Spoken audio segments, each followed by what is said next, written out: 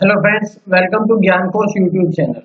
आज है 3 जून और 3 जून से जितने भी करंट अफेयर्स बनेंगी वो हम आज की वीडियो में चर्चा करेंगे। इस वीडियो का पीडीएफ आपको यूट्यूब चैनल ज्ञान कोश यूट्यूब चैनल के डिस्क्रिप्शन में मिल जाएगा, आप लोग वहां से डाउनलोड कर सकते हैं। तो चलिए शुरू करते हैं आज के कुछ महत्वपूर्ण करंट अफेयर्स।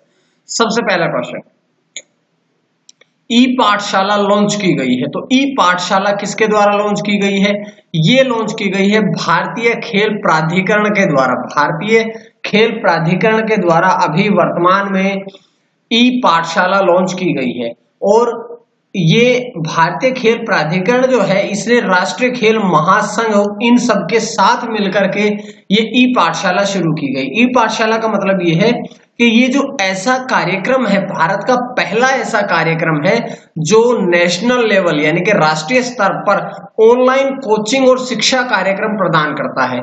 आप सभी को पता है कि कोरोना वायरस का पूरे विश्व में फैल चुका है, जिसका संक्रमण अभी भी लगातार बढ़ते ही जा रहा है। तो इन सब बातों को ध्यान में रखते हुए जो कोचिंग संस्थान है और जो शिक्षा कार्यक्रम है वो लगभग बंद हो गए हैं। लगभग क्या, लॉकडाउन में वो सारे बंद कर दिए गए थे। तो इन बातों को ध्यान में रखते हुए ई पाठशाला लॉन्च की गई है। और ये किसने लॉन्च की गई है?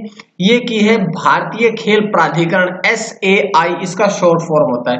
तो इसकी फुल फॉर्म क्या है? SAI अर्थात स्पोर्ट्स अथॉरिटी ऑफ इंडिया। अब ये इसने लॉन्च की गई है तो हम SAI यानी कि स्पोर्ट्स अथॉरिटी ऑफ इंडिया के बारे में कुछ बातें पढ़ लेते हैं। इसकी स्थापना कब हुई थी? इसकी स्थापना हुई थी 1984 में, यानी कि SAI की स्थापना 1984 में हुई थी। अगर हम बात करें इसका मुख्यालय कहाँ पे है, तो इसका मुख्यालय है जवाहरलाल नेहरू स्टेडियम, न्यू दिल्ली। तो ये इसका मुख्यालय है। और अगर हम बात करें इसके वर्तमान में डायरेक्टर जनरल कौन है, तो संदीप प्रधान वर्तमान में इसके डायरेक्टर जनरल है। तो ये स्पोर्ट्स मिनिस्ट्री के अंतर्गत कार्य करता है। जो इसके बारे में हमने सारे पहले क्वेश्चन से संबंधित सारे बातें पढ़ी है। अब हम बढ़ते हैं अगले क्वेश्चन की तरफ। मौसम विभाग ने चक्रवाती तूफान निसर्ग की चेतावनी दी है। तो अभी इससे पहले अम्फान तूफान आ चुका है, अभी बात करते हैं निसर्ग की चेतावनी भी मौसम विभाग द्वारा दी गई है।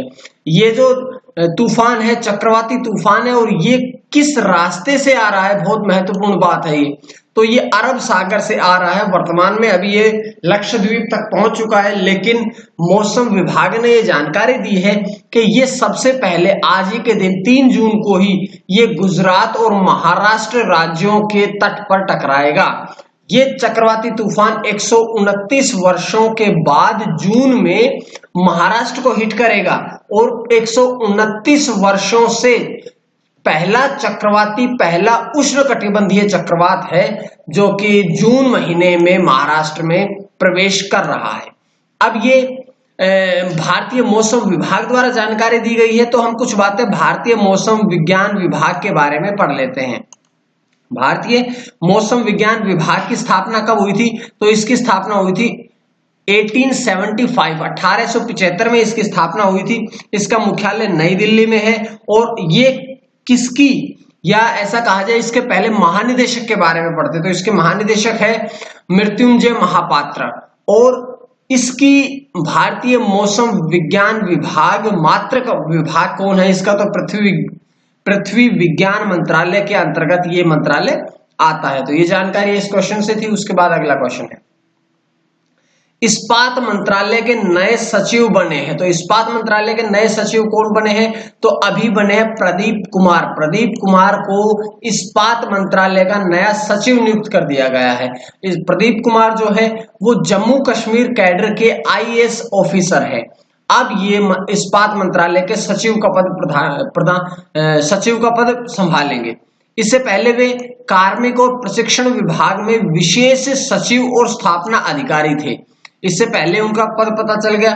लेकिन एक बहुत इंपॉर्टेंट क्वेश्चन है कि केंद्रीय इस्पात, क्योंकि इस्पात मंत्रालय के सचिव बने हैं, तो केंद्रीय सेंट्रल इस्पात मंत्री कौन है? तो धर्मेंद्र प्रधान जो है वो वर्तमान में भारत केंद्रीय सरकार के इस्पात मंत्री भी है।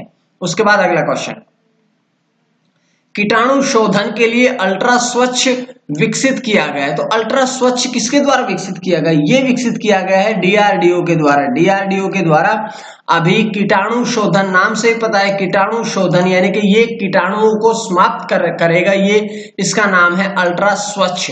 ये पीपीटी, ये जो पीपीई किट है, इनकी इलेक्ट्रॉनिक सामान, कपड़े आदि, इन सब वस्तुओं को कीटाणु रहित करता है। इसका अर्थ यह है कि जब डॉक्टर्स पीपीई किट पहनते हैं तो उनके बाहरी भाग में कुछ कीटाणु या कोरोना वायरस के कुछ कीटाणु लग जाते हैं, जिनकी समाप्ति का कार्य अल्ट्रा स्वच्छ करता है। अब इसको विकसित किया गया है डीआरडीओ के द्वारा।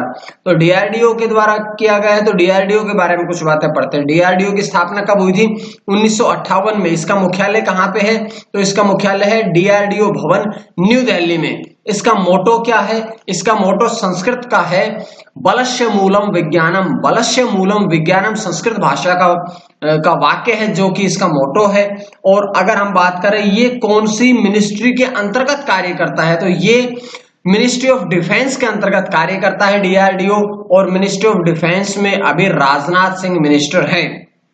लेकिन अगर हम बात करें डीआरडीओ के चेयरमैन कौन है, तो डीआरडीओ के चेयरमैन है वर्तमान में जी सतीश रेड्डी। तो ये जानकारी इसके बाद मिलने के बाद हम बढ़ते हैं अगले क्वेश्चन की तरफ। सी टैप लॉन्च किया गया है। तो सी टैप किसके द्वारा लॉन्च किया गया है? ये लॉन्च किया गया है विश्व स्वास्थ्य संगठन के द्वारा, डब्ल्यूएचओ के द्वारा अभी सी टैप लॉन्च किया गया है। जिसका मुख्य उद्देश्य क्या है? तो इसका मुख्य उद्देश्य ये है कि वर्तमान में जो कोरोना वायरस कोविड-19 चल रहा है, इसके संक्रमण से निपटने के लिए टीके, दवाएं, इंजेक्शन आदि जो सामान्य है वे सामान्य स्वामित्व में करना, कि जितने भी टीके, दवाएं हैं जो भी उसके संक्रमण से, कोरोना वायरस के संक्रमण से लड़ने की जो भी उत्पाद है उनका सामान्य स्वामित्व करना ही सी टैप का मुख्य उद्देश्य है। और सी टैप आपने पढ़ा, सी टैप, सी टैप की फुल फॉर्म क्या है? तो इसकी फुल फॉर्म है कोविड-19 टेक्नोलॉजी एक्सेस पूल। ये इसकी फुल फॉर्म है। अब इसको लॉन्च किया है विश्व स्वास्थ्य संगठन डब्ल्यूएचओ ने। तो कुछ बातें हम डब्ल्यूएचओ के बारे में पढ़ते हैं। डब्ल्यूएचओ की फुल फॉर्म क्या है? वर्ल्ड हेल्थ ऑर्गेनाइजेशन, जिसकी स्थापना कब हुई थी? 7 अप्रैल 1948, 7 अप्रैल 1948 में इसकी स्थापना हुई थी। अगर हम बात करें इसका मुख्यालय कहाँ पे है, तो इसका मुख्यालय है जिनेवा, स्विट्जरलैंड में। और इसके वर्तमान में डीजी यानी कि डायरेक्टर जनरल कौन है? तो टेड्रोस एडेनम इसके वर्तमान में डब्ल्यूएचओ के डायरेक्टर जनरल है। तो ये बातें इस क्वेश्चन से मिलने के बाद हम बढ़ते हैं आज के अगले क्वेश्चन की तरफ। रसायन और पेट्रो रसायन विभाग में सचिव की नियुक्ति की गई है। तो रसायन और पेट्रो रसायन विभाग में सचिव कौन बने हैं? तो अभी बने हैं आर के चतुर्वेदी। आर के चतुर्वेदी को पी राघवेंद्र राव के स्थान पर, इससे पहले पी राघवेंद्र राव थे जो 31 मई को रिटायर हो गए हैं। पी राघवेंद्र राव के स्थान पर आर के चतुर्वेदी को रसायन और पेट्रो रसायन विभाग में सचिव के पद पर नियुक्त किया गया है। इससे पहले वे संस्कृति मंत्रालय में अतिरिक्त सचिव और वित्तीय सलाहकार के रूप में कार्यरत थे। और अगर हम बात करें उनकी, उससे पहले भी वो सीबीएसई के अध्यक्ष भी रह चुके हैं और एनएसडीए के महानिदेशक भी रह चुके हैं। तो अभी ध्यान रखिएगा, रसायन और पेट्रो के बहुत सी नियुक्तियां होती है। हर दिन मैं आपको 1 से 2 नियुक्तियां पढ़ाता हूं, तो आप लोग जरूर इस बात का ध्यान रखिएगा। अगला क्वेश्चन पढ़ते हैं फिर हम।